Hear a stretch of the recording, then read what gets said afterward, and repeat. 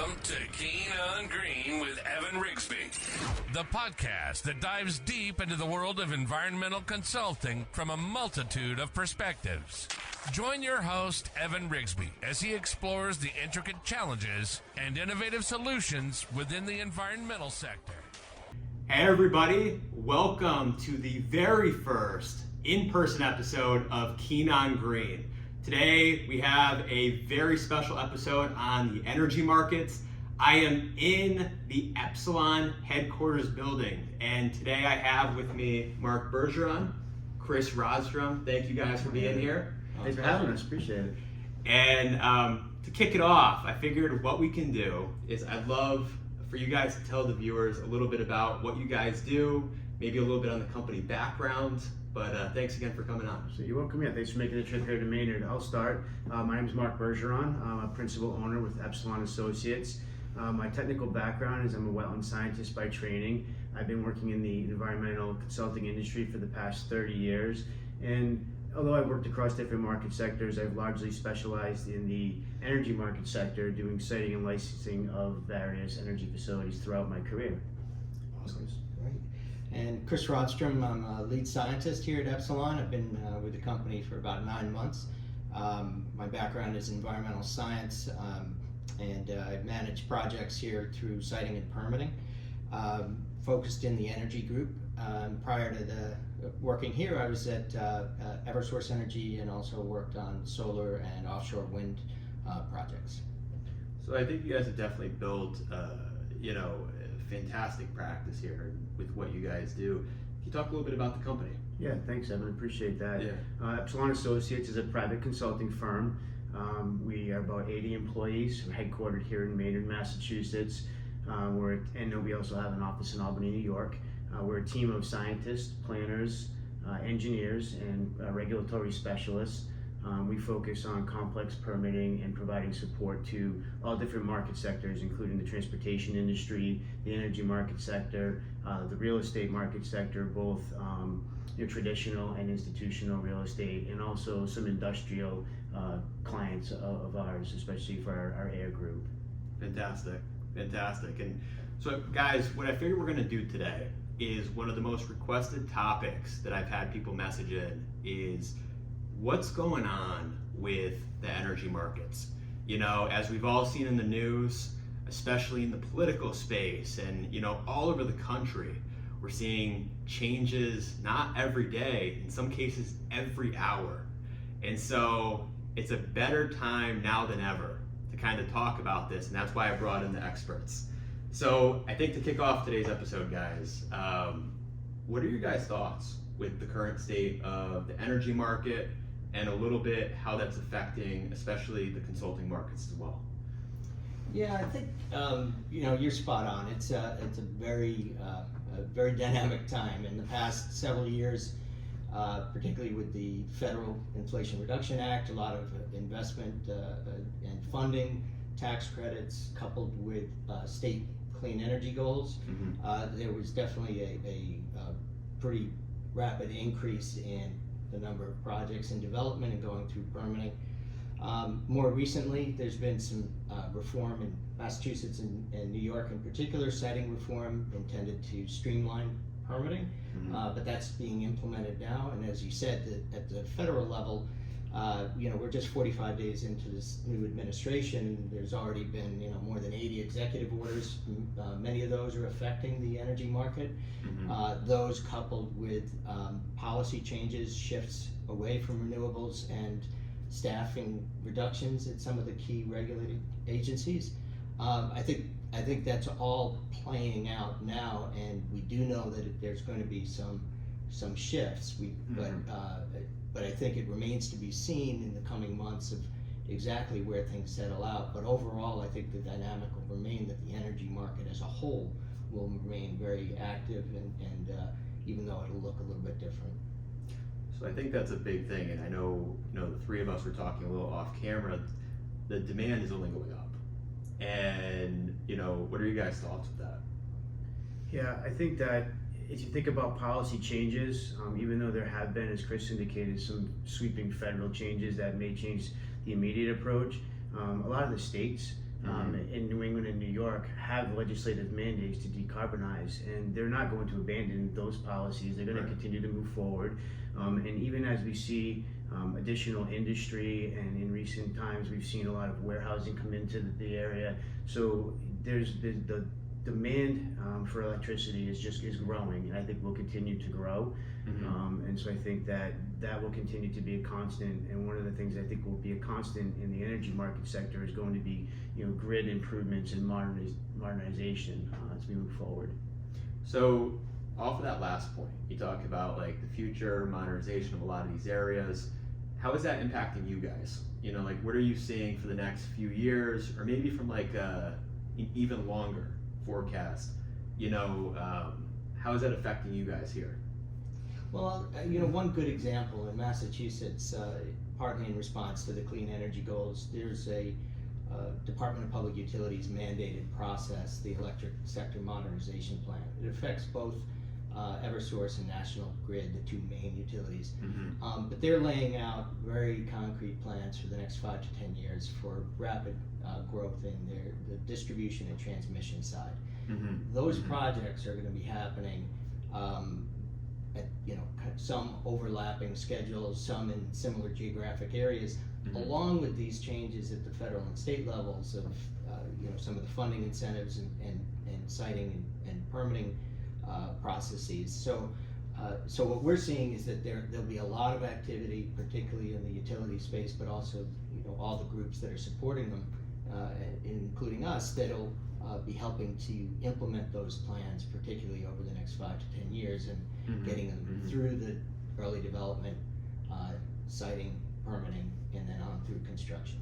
Yeah, I think too, it's remains to be seen what the new mix of renewables is going to be in Massachusetts or New York or New England in particular. And when I say that, I mean clearly Epsilon historically has worked in the offshore wind market sector. We're very proud of the fact that we were the first company to take a commercial grade project, the Vineyard Wind Project, through federal permitting and state permitting, and it's now in construction.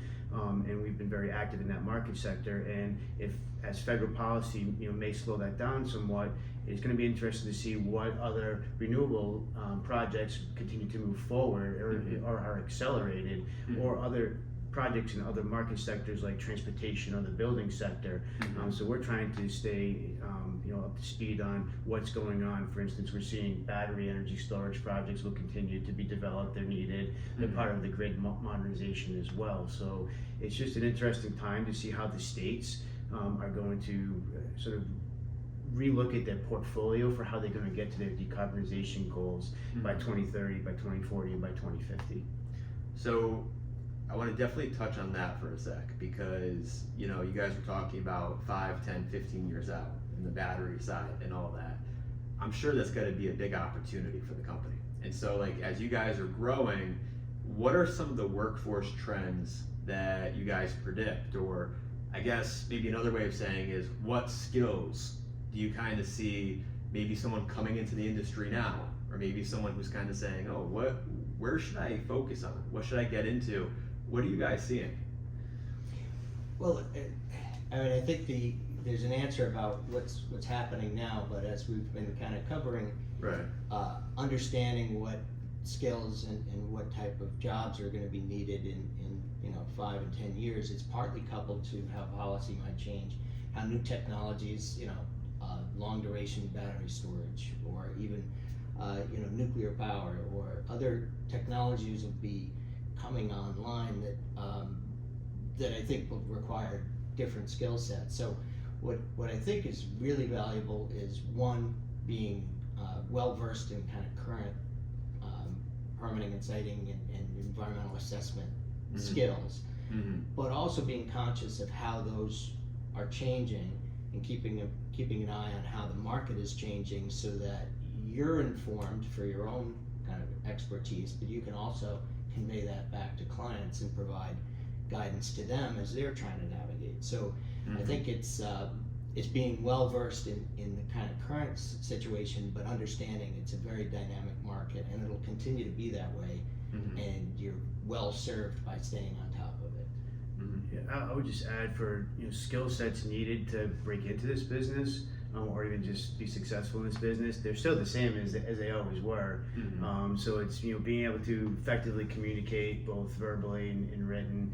And as you look at some of the changes in regulations, again, stakeholder engagement is something. So being able to speak, public speaking is important. Being able to have a science background so you can understand some of the science behind the permitting. So it's not just about understanding the policy, but you do have to, in the consulting business, have a grasp on, you might not be an expert in everything, right? For instance, we offer a lot of different services, acoustic assessment, air modeling and assessment, and I'm able to work on diverse project teams with some of our other teaming partners as well. We might have someone analyze electric and magnetic fields, and I may not be able to do their job, but I need to understand generally the science behind it and why we're doing it. Right. In addition, trying to understand our clients' needs and how their business works, how the economics of the energy industry works, helps us help them plan their work, whether it's selecting sites or going through the permitting process and planning permitting process so that they can plan that with their investors as they need to.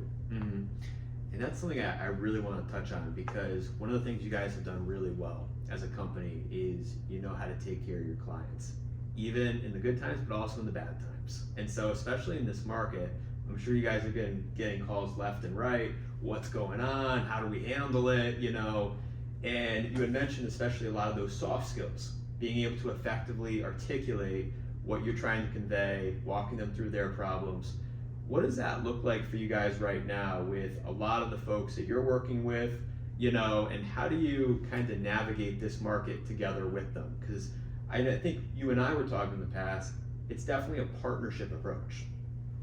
Well, we are getting questions about, what is a siting schedule for, say, an electric transmission project look like under the new siting regulations in Massachusetts, or how do new environmental justice or cumulative impact analyses affect how we would normally have done things 2-3 years ago, but how is that going to translate into the level of effort, the type of input you need, and also the schedule and cost. So I think we're getting questions on that front, as well as how are changes on the federal level where projects require that. What are we seeing from agencies as far as potential delays or responsiveness to inquiries? So it's kind of I think there's a dialogue going on about what you're hearing, and also not only with our clients, but with some of our partners, law firms or other consultants that we team up with, trying to have a kind of a shared understanding of this is how the playing field is shifting. I think I'll add that one of the other things that we've tried to focus on here at Epsilon, and I would suggest that anyone that's coming out of school or that's in the business, having relationships with regulators is key, and also understanding their expectations and how they need to see information, especially where we're having some changing regulations and analyses. For instance, over the last several years, New York and Massachusetts in particular, we've had environmental justice assessments, which are relatively taking public health data and taking information that was analyzed before, but focusing a little bit more on certain populations and formalizing the process and the assessment. Chris mentioned, one of the new analyses that's going to come out of the Massachusetts regulations is going to be a cumulative impact assessment, which combines health and how it does affect different communities. So trying to stay current with what the regulators are dealing with, and also developing a reputation with the regulators that when we submit an application, they know our work is quality and they have confidence that that's correct. Awesome. I want to touch upon that too, because Chris, you were talking about new methods, new technologies, and I know for Epsilon, you folks have always been very entrepreneurial.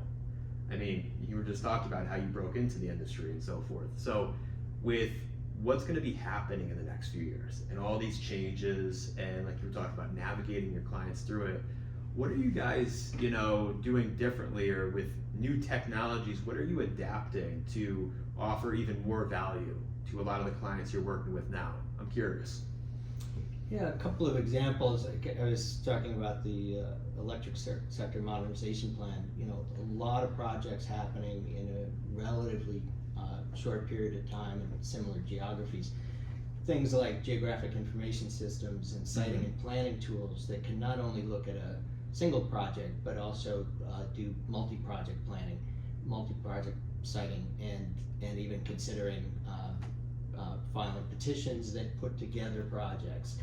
Add to that some of these new analyses you have to do, and it becomes more complex, and keeping track of that and also having a track record of it for the process, and incorporating all the outreach and the stakeholder outreach that is increasingly important with an expanded schedule. That's a lot of information to manage, and it's a lot to keep track of, and our clients are going to need to have that well organized, well structured, so that the project that eventually gets in front of the regulators and eventually gets approved and built is built on a solid foundation.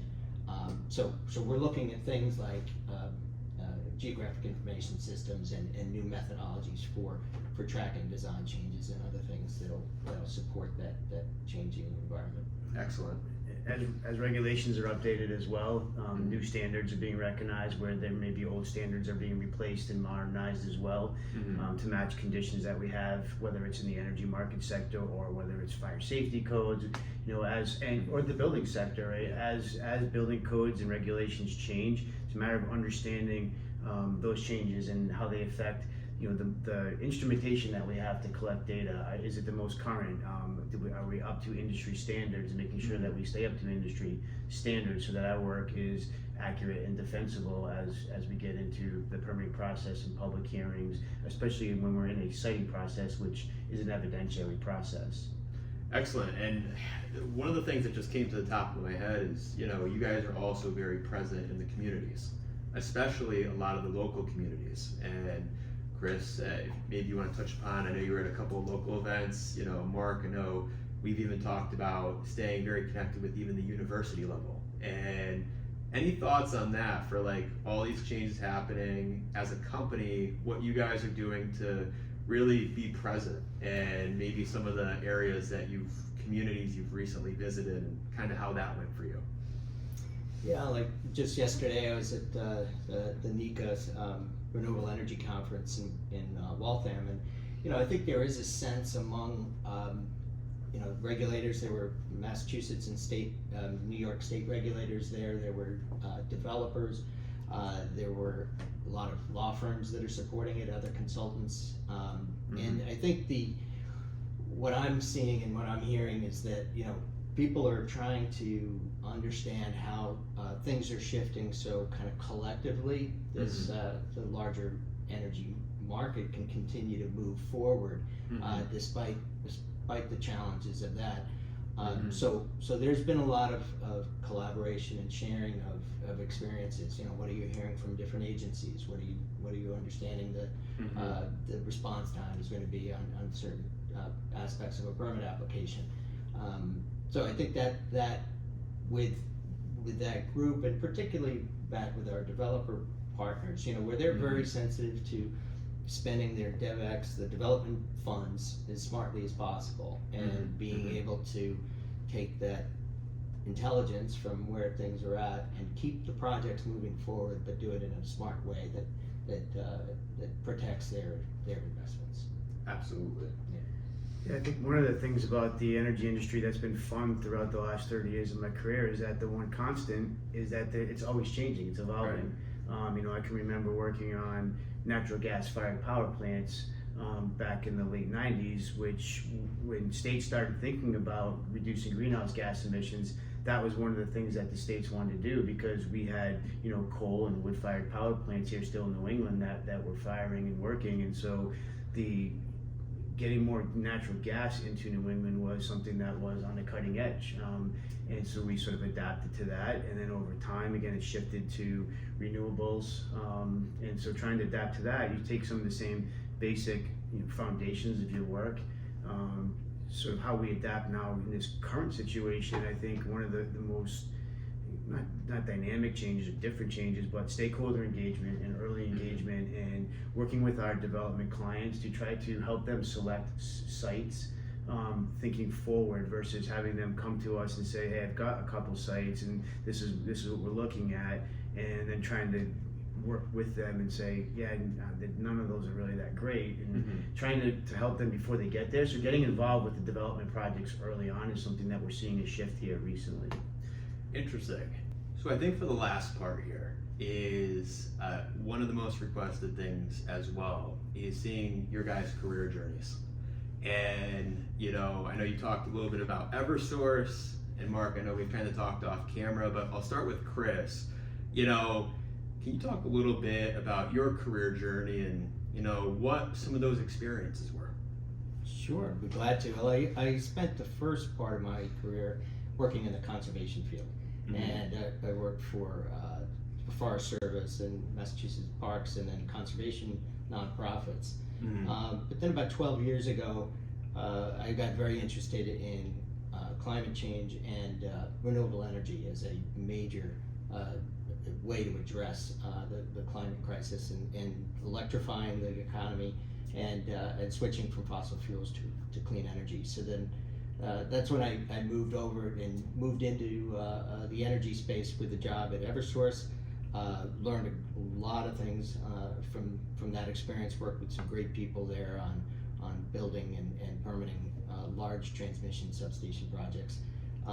Worked on community solar projects, and then five and a half years working on offshore wind with Vineyard Offshore. So it was really a big shift in my career, responding to both my own interests and what I was seeing in going on in the world. And I think the lesson for people early in their career is that your career is a long journey, and you may take different paths and different steps, and just be open to what is interesting, what's happening, and whatever you do early in your career will be valuable for the rest of your career. I love it. And I think a big thing off that is I think there's always people that we can look back to that really helped us along the way. Maybe that's mentors, maybe it's even a book that really stood out to you. But any folks that maybe were really big mentors for you? Yeah, well, I think more recently, two mentors at Vineyard Offshore were Rachel Pachter and Jerry Edens, two folks who've been through the entire offshore wind industry in the U.S., which has been a lot of ups and downs, and their guidance on how do you keep advancing projects in the face of adversity, and how do you maintain a positive attitude in very challenging circumstances, and do a really good professional job. They were tremendous. And then earlier on, when I just started out in energy, Mike Howard, who's here at Epsilon, he and I worked together on projects, but then also he stayed in touch with me, and I stayed in touch with him about my career path and getting advice on what I was doing, what I was interested in, where I wanted to go. And he's been a great resource to me, and now I'm really happy to be working with him. I love it. Yeah. I love it. Mark? Great, thanks. Well, as far as my career path, I think similar to Chris, my advice would be, you really, it's a journey, and you can't sit there if you're just getting ready to graduate from school now and know exactly what your pathway is going to be. For me, I knew I was interested in natural sciences, natural resources. When I was younger, I selected a degree program at Springfield College that was a general environmental sciences degree. I was very fortunate in the sense that the professor that ran that program, Charles Reddington, he was also a part-time consultant for a private consulting firm out in the Western Mass area, and he was a botanist by training, but he designed his program to give us the skill sets that we needed to actually become wetland scientists and environmental scientists in general. And so through him, I was able to do some internships my senior year in college at Mass DP Western Region at Bay State Environmental, which is a private consulting firm. So I got a little taste for how can I apply my skills that I've been educated on and they have into a job, a profession. And so just by mistake, I get introduced to environmental consulting, and Chris has had a little bit more of a, winding pathway through market sectors and experiences, but since I've been in the job field, I've been in the environmental consulting industry. But through the course of my career, I focused on just being a wetland scientist and learning that, and I was very fortunate to have some really good mentors that taught me how to do that early in my career. Terry Ramborger and John Vieira in particular come to mind for me. I worked for a large company, Earth Tech, so I got exposed to a lot of different types of projects. And then I was fortunate enough to be given some assignments in the energy market sector. We started focusing on that, and then it just kind of grew from there, and I've kind of stuck with that. And I've had other mentors that have taught me how to be a permit specialist and do permitting over the course of the years. Mike Tyrell comes to mind as one, and then John Feinstein at VHB, because I worked at several different firms before I came to Epsilon. John really was instrumental in teaching me how to be a good consultant, how to build a business practice, how to just see the future of the industry before we're thinking. And I really appreciated the time I was able to work with him and gain knowledge from him and experience as a mentor. And I think that, again, one of the pieces of advice I would give is, to our younger staff here in particular at Epsilon, we talk about it a lot. Don't get frustrated if you think you're stuck and you're doing something and it's taking longer than you think. You're always learning. Things, your experiences are always valuable. You may not see it right then when you're in that moment, and you're just, for instance, on a construction oversight assignment where you're getting up and you're driving to the job site at 7 o'clock in the morning, and you're making sure that the erosion control is in place, and you're doing that for several months. It may feel like it's a grind, but you're learning so much, and you don't know. So I guess my advice would be, everywhere you go, whatever you do, focus on what you're doing, be adaptable, and just know that you're learning, you're building a foundation that you're going to build on for the future. I love it. And I know, Chris, I know you guys have a mentorship program, right? Yeah, no, I think it's a great aspect of Epsilon is, there's kind of informal mentoring, but we do have a mentorship program where senior staff and including myself, we're teamed up with junior staff or folks who are earlier in their career, and we make time to get together regularly and talk about what their career goals and their concerns and interests, and share experiences through that process. So it's an opportunity for particularly now with kind of hybrid office schedules, you're making sure that you're able to share experience across the kind of spectrum of staff here. So I think it's a terrific program. I love it. I love it. But if I could, Evan, I don't want to leave anybody out, as I'm sitting here thinking about some of the other mentors that we've had as you asked this question. I mean, Ted Barton here was a founding principal at Epsilon. He was instrumental, and I was very fortunate to have come to Epsilon and been able to work with him for the last couple of years. He was really in the business. He taught me how to do siting. Oh, really? Yeah. He sort of set the standards in the industry. That's sort of the cornerstone of Epsilon was siting and licensing, and I really was proud and glad to be able to learn from Ted. And I'm proud to be a part of this company that he started and built with others. I love it. But seriously, Marc, Chris, thanks for being on the podcast. Guys, what I'm going to do in the description, I'll have both LinkedIns for Marc and Chris. I'll also include the website for Epsilon. If you have any questions, please feel free to reach out to them. But I think it's safe to say, from both of your careers, it's, like you said, all about experiences. Just try stuff out. Every project, every situation's different, And with that said, thanks again, guys. Thank you, Evan.